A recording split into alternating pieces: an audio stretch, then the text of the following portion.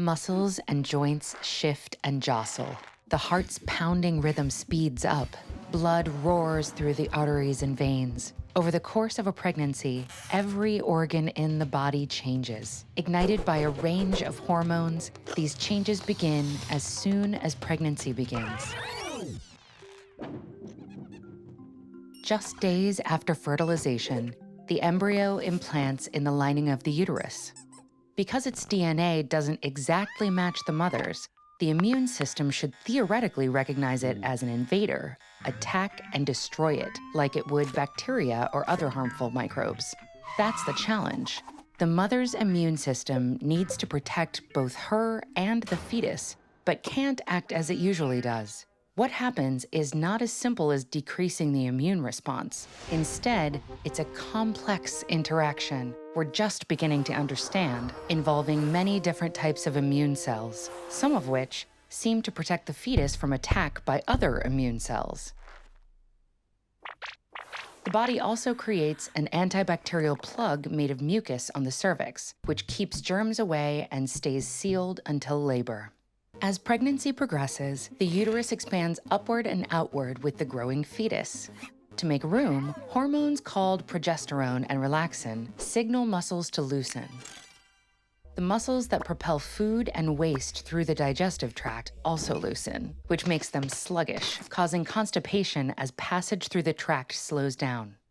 Loosened muscles at the top of the stomach might allow acid to escape into the esophagus and throat, causing heartburn and reflux. These changes can worsen morning sickness, which is caused in part by the hormone HCG, and can also happen at other times of day. As the uterus grows, it pushes on the diaphragm, the muscle that expands and contracts the chest with each breath. This limits the diaphragm's range. To compensate, the hormone progesterone acts as a respiratory stimulant, making the pregnant woman breathe faster so both she and the baby can both get enough oxygen with less lung capacity. This all may leave the pregnant woman feeling short of breath. Meanwhile, the kidneys make more erythropoietin, a hormone that increases red blood cell production. The kidneys also keep extra water and salt rather than filtering it out into urine to build up the volume of the blood. A pregnant woman's blood volume increases by 50% or more, but it's also a bit diluted because it only has 25% more red blood cells. Usually, the body makes blood cells using iron from our food, but during pregnancy, the fetus is also building its own blood supply from nutrients in the mother's food, leaving less iron and other nutrients for the mother. The heart has to work extra hard to pump all this blood through the body and placenta. A pregnant woman's heart rate increases, but we don't fully understand how blood pressure changes in a healthy pregnancy, an important area of research, because some of the most serious complications are related to the heart and blood pressure.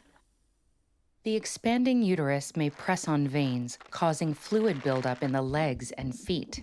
If it presses on a large vein called the inferior vena cava, it might interfere with blood returning to the heart, causing a dizzying drop in blood pressure after standing for too long.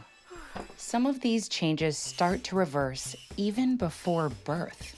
Shortly before delivery, the fetus drops down, decreasing the pressure on the diaphragm and allowing the pregnant woman to take deeper breaths. During labor and birth, much of the extra fluid in the body is lost when the water breaks. The uterus shrinks back down in the weeks after birth.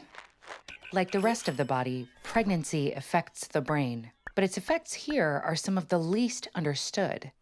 Recent studies show differences in the brain scans after pregnancy and early parenting and suggest that these changes are adaptive.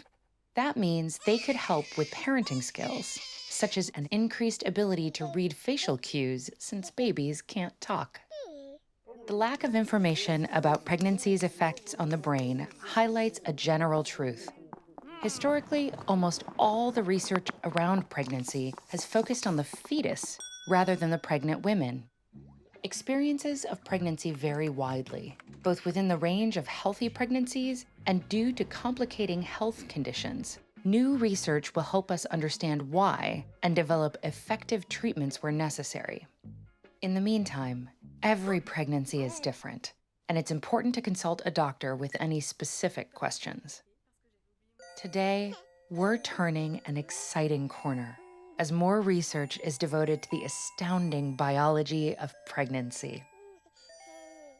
In the last 40 years, more than 5 million babies have been born using in vitro fertilization. So how does that work? Check out this video to learn the fascinating science behind IVF.